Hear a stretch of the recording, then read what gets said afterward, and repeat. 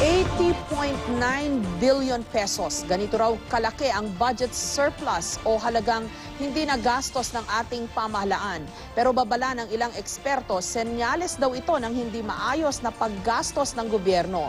Depensa naman ng DBM o ng Department of Budget and Management, may surplus daw dahil sa pagliit ng binayarang interes ng gobyerno sa mga utang. May report si Lay Alves. Kamakailan lang, ipinagmalaki ng gobyerno ang kanilang budget surplus o halagang hindi nagasta. Nitong Abril, nagtala ng budget surplus na 80.9 billion pesos ang pamahalaan. Lagpas doble kumpara sa parehong panahon noong 2013. Pero mabuti nga ba ang ibig sabihin nito?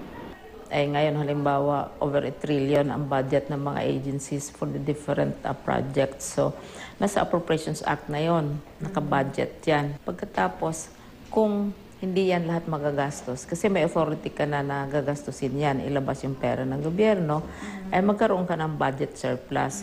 But it does not mean that you have a cash surplus. Ayon kay dating National Treasurer Leonor Briones, maaaring senyales pangaraw ang budget surplus ng di maayos na government spending. Di rin daw nito mabibigyang katwiran ang DAP o Disbursement Acceleration Program. Matatanda ang dinipensahan ng Department of Budget and Management ang DAP na isnagawa raw para mapabilis ang paggasta ng gobyerno para sa mga importanteng proyekto. Ang sagot yan, i-improve yung efficiency. You crack the whip. Pabilisan mo sila ng kanilang pag-deliver at sa paggawa ng mga proyekto. Hindi kaysa kukunin mo at saka ilagay mo sa iba.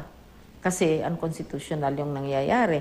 Di naman daw pwedeng isisi sa budget surplus ang nakikitang pagbagal ng ekonomiya ng Pilipinas. Malaki rin daw ang papel ng kakulangan ng mga private investment. Sa month of July pa tayo, mid-year pa, mahirap na magsabi na may surplus tayo. Ang kabuuan sa buong mundo, talagang bumabagal ang growth.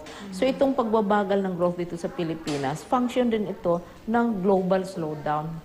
Ganun pa man, dapat daw nabilisan na ng pamahalaan ang pagpapatupad ng mga proyekto nito para sa mga mamamayan, ayon kay dating Budget Secretary Benjamin Diokno. Ang government spending daw kasi ang isa sa mga pangunahing nagtutulak sa ekonomiya.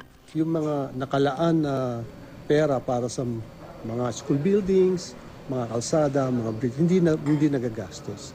So unang-una, hindi nagbe-benefit yung mga bata na dapat sana maganda eskwela nila, di ba?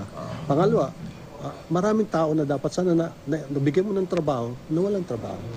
Ang hamon pa rin sa ating pamahalaan ay pasiglayin ang ekonomiya, palakasin ang ating mga industriya at serbisyo para makatamo pa rin tayo ng mataas na GDP growth.